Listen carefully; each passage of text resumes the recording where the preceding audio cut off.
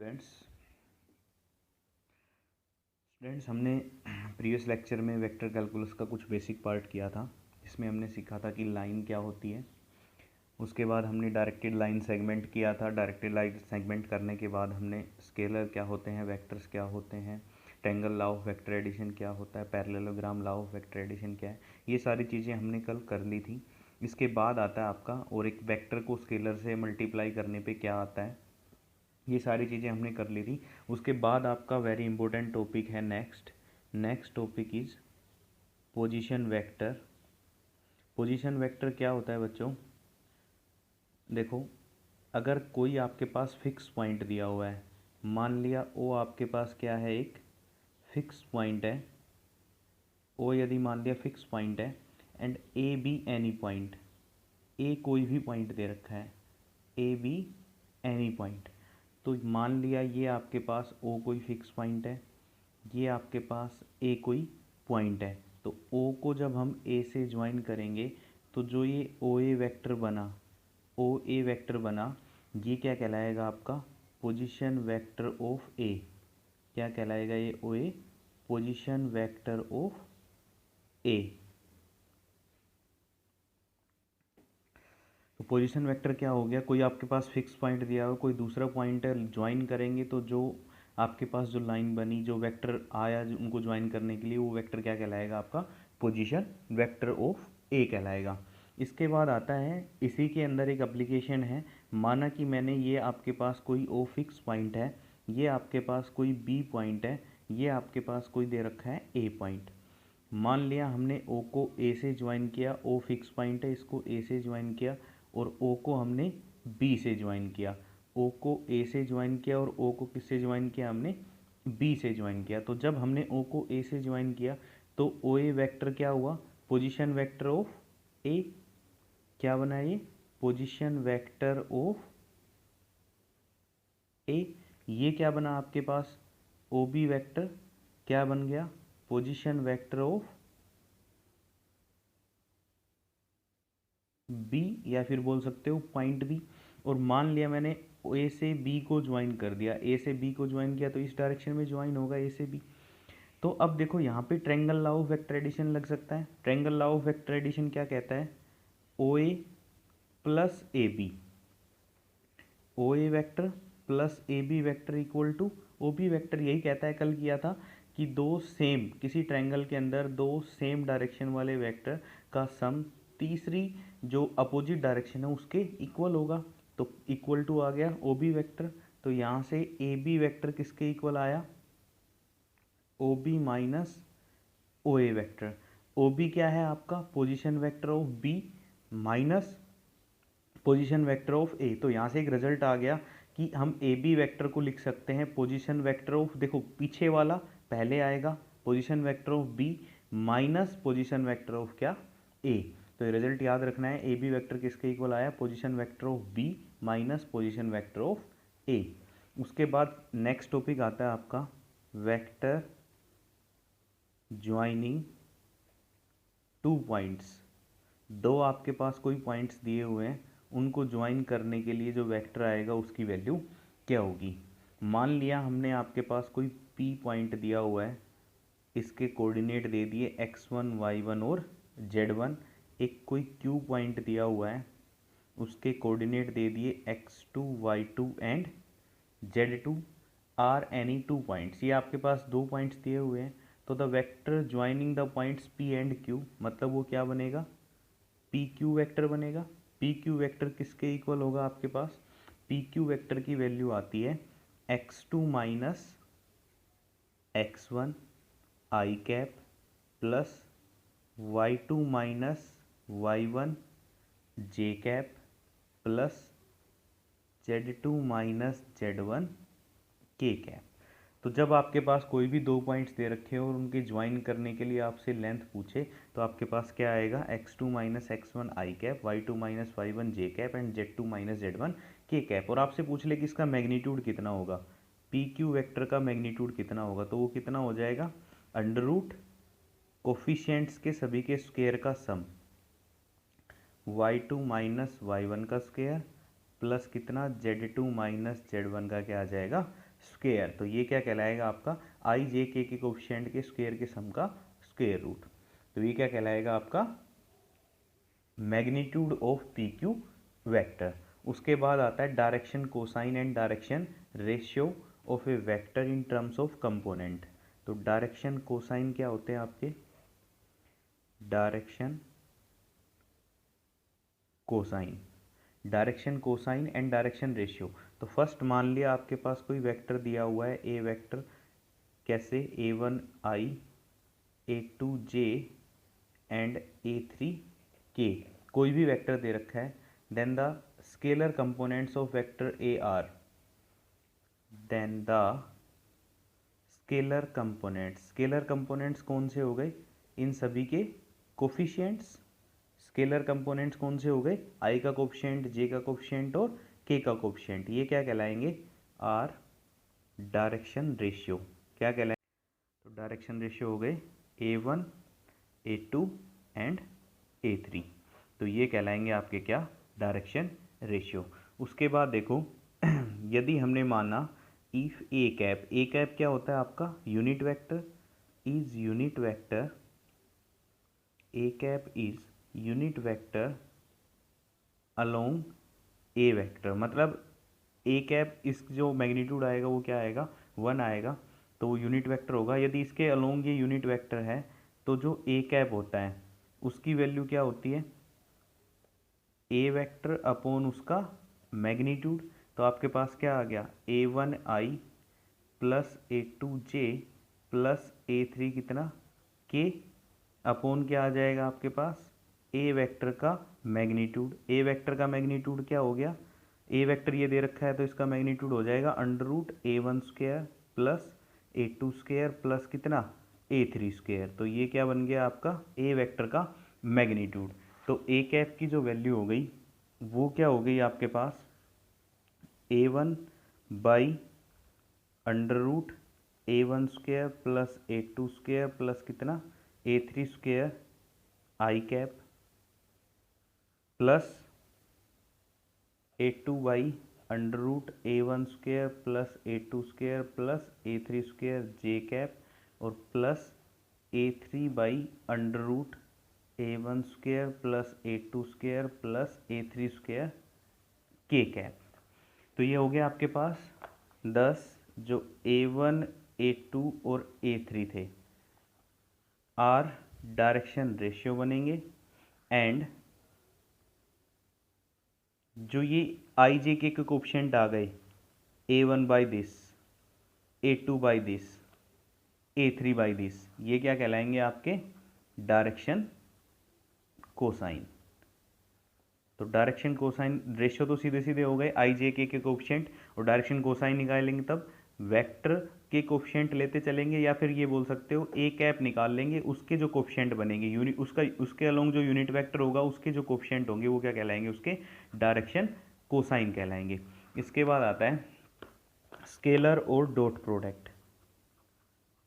Scalar और dot product कि scalar और डॉट प्रोडक्ट क्या होता है, scalar and dot product of two vectors. आगे ट्रिपल में चलेंगे लेकिन अभी हमने 2 का पढ़ना है। आपको पता है कि यदि एक ए वेक्टर दिया हुआ है, एक बी वेक्टर दिया हुआ है, तो डॉट का मतलब बीच में डॉट आएगा, कभी भी क्रॉस नहीं करेंगे, सिर्फ डॉट ऐसे लिखे मिलेंगे। तो जो ये चीज़ हमेशा याद रखनी कि 2 वेक्टर या तो उनकी डॉट प्रोडक्ट डिफाइन होती है या उनकी क्रॉस प्रोडक्ट डिफाइन होती है। कभी भी ऐसे नहीं मिलेगा कि ए वेक्टर और बी वेक्टर, या तो उनका डॉट मिलेगा बीच में या क्या मिलेगा, ए क्रॉस बी मिलेगा। ए और बी यदि आपके पास कोई 2 वेक्टर दिए हुए हैं तो डॉट प्रोडक्ट कैसे डिफाइन होती है, डॉट प्रोडक्ट को ऐसे डिनोट करते हैं और डिफाइन कैसे होती हैं, ए and be any 2 vectors and हमने मान लिया let theta be the angle between them, उन दोनों के बीच में थीटा एंगल है। तो ए डॉट बी की वैल्यू जो होती है वो क्या आएगी, ए का मैग्नीट्यूड बी का मैग्नीट्यूड कोस ऑफ थीटा, ए का मैग्नीट्यूड बी का मैग्नीट्यूड कोस ऑफ थीटा। तो ये हो गई आपके पास क्या, डॉट प्रोडक्ट, या फिर ऐसे बोल सकते हो ए डॉट बी।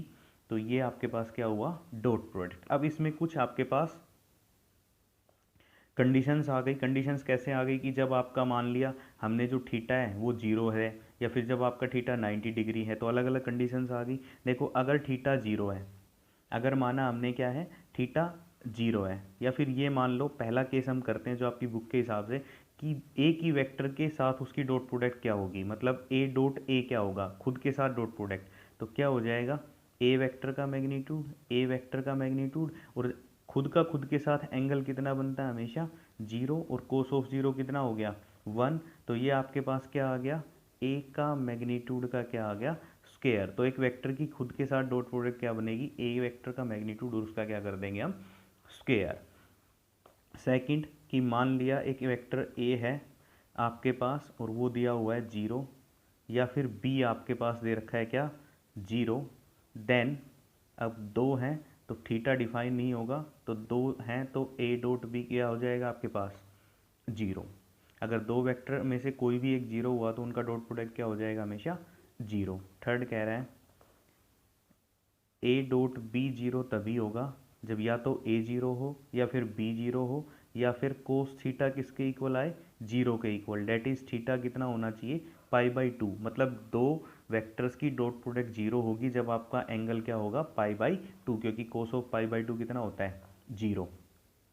इसके बाद कह रहा है कि मान लिया ए और बी दो आपके पास क्या हैं नॉन जीरो वेक्टर हैं, दो आपके पास क्या दे रखे हैं नॉन जीरो वेक्टर दे रखे हैं, तब ए डॉट बी 0 तभी होगा इफ़ एंड ओनली इफ़ एक दूसरे के परपेंडिकुलर हो, मतलब आपका जो थीटा हो वो क्या हो π/2 हो। ए डॉट बी 0 तभी होगा if a and B are perpendicular to each other. तो ये रिजल्ट याद रखना है कि दो नॉन जीरो वेक्टर्स की डॉट प्रोडक्ट तभी 0 होगी जब वो आपस में क्या होंगे, दोनों वेक्टर परपेंडिकुलर होंगे। एक और रिजल्ट है कि यदि थीटा आपका मान लिया 0 दे रखा है तो देन ए डॉट बी किसके इक्वल हो जाएगा, A vector dot B vector into cos of theta. तो cos of theta cos of 0 1, तो ए डॉट बी क्या हो जाएगा पहले का मैग्नीट्यूड इंटू दूसरे का मैग्नीट्यूड। अगर थीटा मान लिया पाई दे रखा है तो अलग अलग केस हैं, कोस ऑफ पाई कितना हो जाएगा -1, तो आपके पास क्या आ जाएगा ए डॉट बी की वैल्यू ए इंटू बी इंटू -1, तो माइनस ऑफ दिस आ जाएगा। अब कह रहा है कि angle between two vectors, angle between two vectors क्या होता है कि कोस ऑफ थीटा किसके इक्वल हो जाएगा, देखो ए डॉट बी अपॉन क्या आ जाएगा A vector into B vector का मैग्नीट्यूड। कैसे, ए डॉट बी की वैल्यू होती है A vector into B vector into A vector का मैग्नीट्यूड इंटू बी का magnitude into cos of theta, तो यहाँ से कोस ऑफ थीटा कितना आ जाएगा अपॉन में ये आते ही आ जाएगा cos theta equal to a dot b upon उसका मैग्नीट्यूड दोनों का। तो ये हो गया angle between two vectors dot product की टर्म में। इसके बाद अलग अलग से आ जाएंगे, जैसे मान लिया हमने आपके पास दे दे कि अगर मान लिया दो वेक्टर लाइक दे रखे हैं, लाइक वेक्टर्स दिए हुए हैं आपके पास, दो वेक्टर लाइक दिए हुए हैं, ए डॉट बी क्या होगा आपको पता है लाइक वेक्टर होते हैं जो सेम डायरेक्शन में होते हैं, मतलब थीटा यहाँ पे कितना रहेगा आपके पास 0, तो थीटा 0 हुआ तो ए डॉट बी क्या बन जाएगा आपके पास ए वेक्टर का मैग्नीट्यूड इंटू बी वेक्टर का magnitude cos of 0, cos of 0 को हम पुट कर देंगे 1। तो ये आपके पास काफ़ी सारे दे रखे हैं बुक में आप देख सकते हो। जैसे 9th रिजल्ट आपके पास दे रखा है a and B are unlike, unlike है तो अपोजिट रहेंगे, मतलब थीटा आपका कितना रहेगा पाई, तो बन जाएगा minus of a b, a dot B की वैल्यू आ जाएगी माइनस ऑफ ए बी। उसके बाद कह रहा है कि a and B are orthonormal, orthonormal का मतलब होता है परपेंडिकुलर, परपेंडिकुलर या ऑर्थोनॉर्मल एक ही बात है, ए और बी ऑर्थोनॉर्मल या फिर परपेंडिकुलर हैं तो क्या रहेगा आपका थीटा π/2, तो ए डॉट बी की वैल्यू क्या आ जाएगी 0 आ जाएगी। उसके बाद कह रहा है इफ़ आई जे के आर 3 यूनिट वेक्टर्स, ये आपके पास यूनिट वेक्टर दिए हुए हैं, यूनिट वेक्टर का मतलब इनका मैग्नीट्यूड सभी का क्या है 1 है, along 3 mutually perpendicular coordinates, 3 mutually perpendicular coordinate axis दिए हुए हैं, देन आई डॉट आई की वैल्यू क्या आ जाएगी, देखो आई डॉट आई की वैल्यू आई का मैग्नीट्यूड इंटू आई का मैग्नीट्यूड इंटू कोस ऑफ, दोनों वेक्टर सेम है तो 0 डिग्री, तो 1 इंटू 1 कोस ऑफ 0 कितना आ जाएगा 1, I dot I 1 J dot J भी 1, और आई डॉट जे की वैल्यू क्या आएगी, अब ये आपस में क्या है म्यूचुअली परपेंडिकुलर, तो आई डॉट जे तो कितना आ जाएगा आई का मैग्नीट्यूड इंटू जे का मैग्नीट्यूड, अब ये यूनिट वेक्टर है दोनों का magnitude 1 into cos of pi by two, क्योंकि दोनों परपेंडिकुलर हैं तो क्या बन जाएगा 0। इसी तरह जे डॉट के भी 0 और के डॉट जे भी क्या आ जाएगा आपके पास 0 आ जाएगा, जे डॉट आई भी 0, आई डॉट के भी 0। तो मतलब सेम की सेम के साथ डॉट प्रोडक्ट 1 होती है, किसी दूसरे के साथ डॉट प्रोडक्ट करेंगे, यूनिट वेक्टर्स की बात करें तो दूसरे के साथ डॉट प्रोडक्ट करेंगे तो क्या आ जाएगा, जब वो परपेंडिकुलर, क्योंकि ये आई जे के आपस में परपेंडिकुलर, तो आई और के क्या आएगा आपके पास 0। इसके बाद नेक्स्ट कहता है प्रॉपर्टीज ऑफ स्केलर प्रोडक्ट। कुछ प्रॉपर्टी दे रखी हैं। The scalar product of two vector is commutative, a dot b निकालो चाहे बी डॉट ए, दोनों की वैल्यू सेम आएगी। उसके बाद हम कर सकते हैं कि किसी स्केलर प्रोडक्ट के अंदर दो वेक्टर्स आपके साथ एसोसिएटिव भी होते हैं with respect to scalars if a and B are two vectors and m is a scalar, then m a dot b निकाल लो चाहे एम ए बी निकाल लो चाहे ए डॉट एम बी निकाल लो, हमेशा वैल्यू क्या आएगी, बराबर आएगी। The scalar product of two vectors is distributive, distributive का मतलब A dot B plus C is equal to A B plus A C. उसके बाद ए डॉट बी 0, तो या तो ए 0 होगा या फिर बी 0 होगा या फिर ए परपेंडिकुलर टू क्या होगा, बी होगा। तो ये तीनों कंडीशन तो हमने कर ली। उसके बाद आता है analytic form of scalar product if the vector A and B are defined as, A आपके पास है a1i a2j a3k और बी आपके पास b1i b2j b3k, तो ए डॉट बी क्या हो जाएगा आपके पास, इनके कोफिशिएंट की मल्टीप्लाई करते और सम करते चलेंगे, a1 b1 plus a2 b2 plus a3 b3। उसके बाद आता है आपका एंगल बिटवीन टू वेक्टर्स। आपके पास एक वेक्टर दिया हुआ है ए, एक वेक्टर बी दे रखा है, इन दोनों के बीच एंगल कैसे निकालेंगे, देखो पहले ऊपर क्या आएगा ए डॉट बी अपॉन ए का मैग्नीट्यूड इंटू बी का मैग्नीट्यूड, तो ए डॉट बी निकाल लिया हमने, क्या हो जाएगा a1 b1 plus a2 b2 plus a3 b3 upon उसका मैग्नीट्यूड, मैग्नीट्यूड ए का क्या आ जाएगा a1 square plus a2 square plus a3 square, और यहाँ से बी का magnitude b1 square plus b2 square plus कितना b3 स्क्वायर।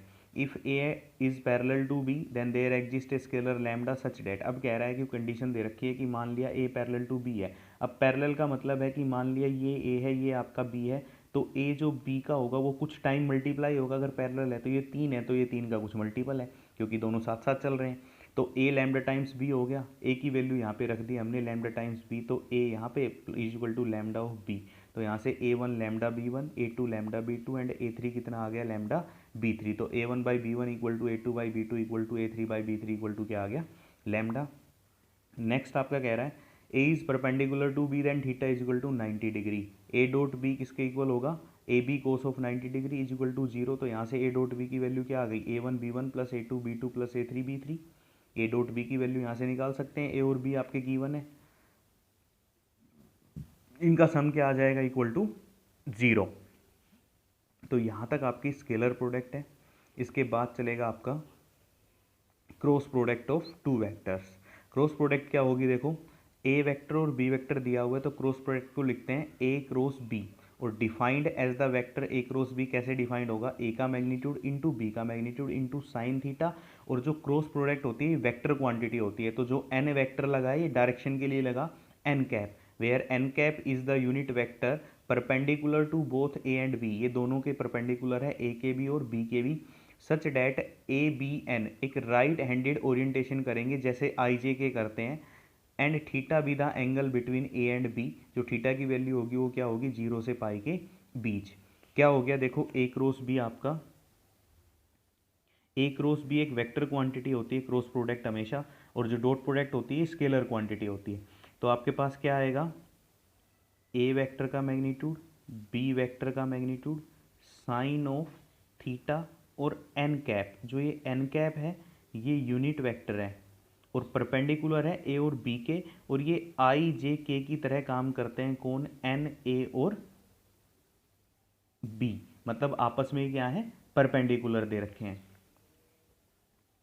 एन जो होगा वो is a unit vector perpendicular to both a and b such that, इस manner में कि a and A b n are in right handed orientation, मतलब ऐसे जैसे पहले आई आया फिर उसके बाद जे फिर उसके बाद क्या आ गया के, तो इसी तरीके से एन जो है ये दोनों वेक्टर्स के क्या है परपेंडिकुलर, और थीटा जो है वो एंगल बिटवीन दैम ए और बी के बीच का एंगल है और इसकी वैल्यू होती है 0 से पाई के बीच में।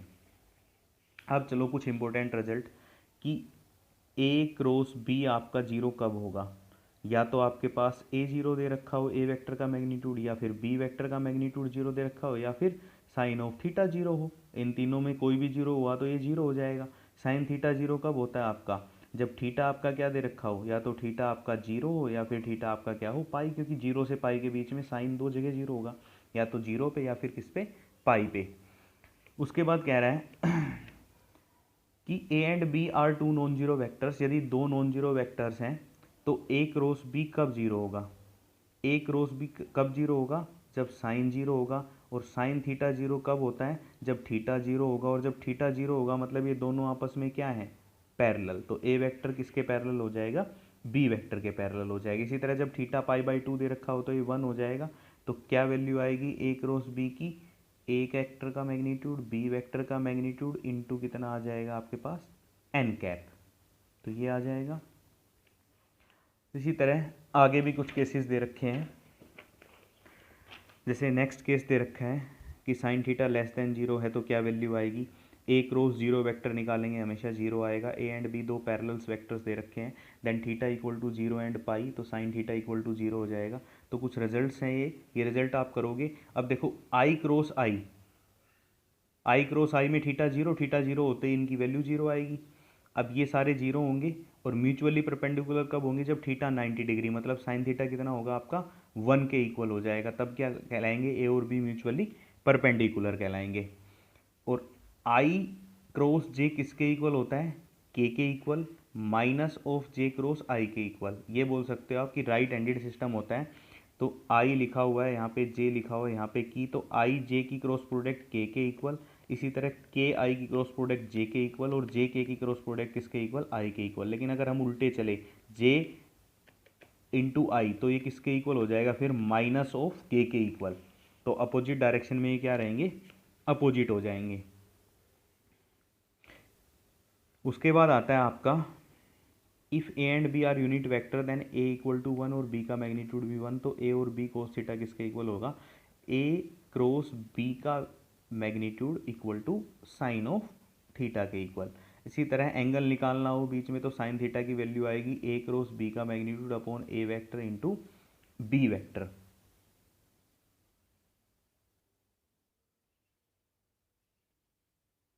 पता चल गया ये वाली वैल्यू कैसे आई, A cross B equal to sine N theta होता है, क्योंकि ए का मैग्नीट्यूड वन बी का मैग्नीट्यूड वन, तो उनकी वैल्यू वन हो गई। अब taking magnitude on both side, तो एन कैप का मैग्नीट्यूड वन, क्योंकि ये यूनिट वेक्टर है, तो ये बच गया sign of theta equal to a cross B का मैग्नीट्यूड। तो साइन ऑफ थीटा की वैल्यू निकाल ली हमने यहाँ से।